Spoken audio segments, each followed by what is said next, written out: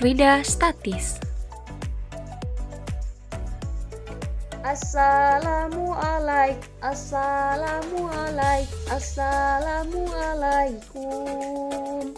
Waalaikumsalam. Salam ibu haturkan untuk anak-anak penerus bangsa.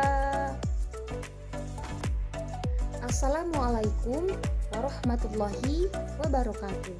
Halo anak-anak semua, hari ini ibu guru akan menemani anak-anak semua untuk belajar materi tentang fluida statis. Sebelum memulai pembelajaran, alangkah lebih baiknya kita berdoa terlebih dahulu supaya dimudahkan dalam menuntut ilmu oleh Allah Subhanahu wa Ta'ala. Ini doanya ya. Nanti kita berdoa bersama-sama. Oh iya, kabarnya adik-adik di rumah itu hari ini sehat, baik dan tetap semangat kan dalam belajar? Nah, mari kita sebelum mulai pelajaran, kita berdoa terlebih dahulu. Bismillahirrahmanirrahim. Rabbi zidni ilman warzuqni fahman. Amin ya rabbal alamin. Semoga adik semua diberikan kelancaran dan diberikan pemahaman oleh Allah Subhanahu wa Ta'ala terkait pembelajaran yang akan ibu ajarkan hari ini tentang fluida statis. Nah, ini adalah kompetensi dasar dari materi fluida statis, yakni menerapkan hukum-hukum fluida statis dalam kehidupan sehari-hari. Tujuan pembelajaran dari materi fluida yang pertama yakni siswa dapat memahami materi tentang hukum Pascal berdasarkan video pembelajaran dengan baik dan benar. Yang kedua, siswa dapat mengetahui apa itu tekanan fluida dan hukum utama hidrostatika dengan baik dan benar melalui video pembelajaran. Yang ketiga, siswa dapat mengetahui hukum Archimedes berdasarkan video pembelajaran dengan baik dan benar. Fluida statis. Berbicara tentang fluida statis, materi ini berkaitan dengan materi sebelumnya yang mungkin anak-anak semua sudah pelajari pada SMP kan pada kelas 1 SMA. Bahwasanya pada materi ini ada gaya. Adik-adik semua masih ingat apa itu gaya? Ya, betul.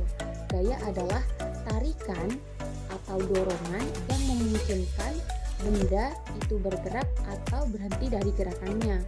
Sebenarnya bukan hanya tarikan saja, tapi hal-hal lain yang membuat benda itu bergerak atau berhenti dari gerakannya. Kemudian, fluida statis ini. Berbicara tentang fluida statis, fluida adalah segala sesuatu yang dapat mengalir. Contohnya yakni ada zat gas dan ada zat cair. Statis adalah diam. Oleh karena itu, jika kita gabungkan antara pengertian dari fluida dan pengertian dari statis, maka didapatkan bahwa fluida statis adalah fluida dalam keadaan diam. Contohnya air di dalam gelas ini. Di fluida statis ini, kita akan membahas 3 bahasan. Yang pertama yakni tentang tekanan, yang kedua tentang hukum Pascal, yang ketiga tentang hukum Archimedes. Terus ikuti ibu guru ya, memasuki bahasan yang pertama yakni adalah tekanan. Anak-anakku yang ada di rumah, ada yang tahu nggak sih tekanan itu apa? Nah, tekanan adalah besarnya gaya yang bekerja pada permukaan benda tiap satuan luas. Untuk permukaan yang dikenai gaya disebut dengan bidang tekan, sedangkan gaya yang diberikan pada bidang tekan disebut gaya tekan. Sehingga secara matematis dapat ditulis P sama dengan F per A, dengan P adalah tekanan, satuannya Pascal atau Newton meter persegi, dan F sama dengan gaya tekan dengan satuan Newton, dan A sama dengan luas bidang tekan dengan satuan meter persegi. Nah, mari kita lihat contohnya. Ada sebuah balok dengan ukuran 5 meter dikali 2 meter dikali 3 meter dengan massa 10 kg. Tentukan besar tekanan yang diberikan balok terhadap lantai. Untuk penyelesaian, balok tersebut telah melakukan gaya tekan berupa gaya berat sehingga F sama dengan W sama dengan massa dikali percepatan gravitasi. Kita kalikan masanya 10 kg dengan percepatan gravitasinya 10 meter per sekon kuadrat, menghasilkan 100 Newton. Setelah kita mengetahui gaya tekannya, maka kita akan mencari luas alas balok dengan mengalihkan 5 meter dikali 2 meter, sama dengan 10 meter persegi. Besar tekanan yang diberikan balok terhadap lantai kita bisa cari menggunakan rumus tekanan, yakni P sama dengan F per A, sama dengan 100 dibagi 10, sama dengan 10 Newton per meter persegi. Nah, anak-anak, berbicara tentang konsep tekanan, ternyata konsep tekanan itu banyak digunakan dalam kehidupan sehari-hari. Misalnya, ada hukum Pascal. Pada hukum Pascal ini menyatakan bahwa tekanan yang diberikan pada zat cair dalam ruang tertutup akan ditransferkan sama besar ke segala arah. Nah, anak-anak, ini adalah gambar penampang di mana terdapat penampang kecil dan penampang besar. Untuk nilai tekanan daripada penampang kecil dan penampang besar adalah sama, sehingga dapat dirumuskan bahwa F1 per A1 sama dengan F2 per A2. Penerapan hukum Pascal dalam kehidupan sehari-hari. Yang pertama ada pompa ban sepeda sesuai dengan gambar yang ada di belakang ibu guru. Yang kedua ada mesin pres hidrolik. Yang ketiga ada rem hidrolik. Yang keempat ada dongkrak hidrolik. Dan yang kelima ada mesin pengangkat mobil. Selanjutnya yakni tentang tekanan hidrostatis. Tekanan hidrostatis itu apa sih?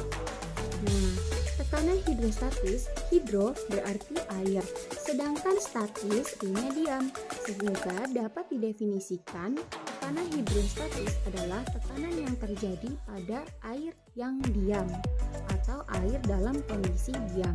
Tekanan hidrostatis juga dapat didefinisikan sebagai tekanan yang diberikan oleh zat cair ke semua arah pada titik ukur ataupun akibat adanya gaya gravitasi. Sehingga secara matematis dapat dituliskan bahwasanya pH sama dengan rho GH, dengan pH sama dengan tekanan hidrostatis dengan satuan Pascal, dan rho sama dengan massa jenis zat cair dengan satuan kilogram per meter kubik, dan G sama dengan percepatan gravitasi dengan satuan meter per sekon kuadrat, dan H sama dengan kedalaman zat cair dari permukaan dengan satuan meter.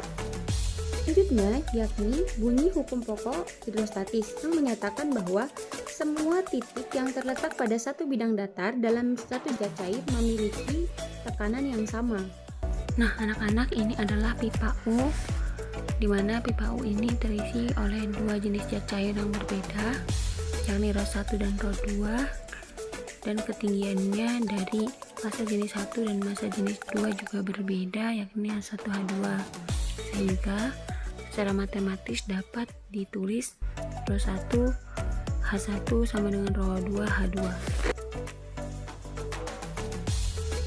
Selanjutnya yakni hukum Archimedes.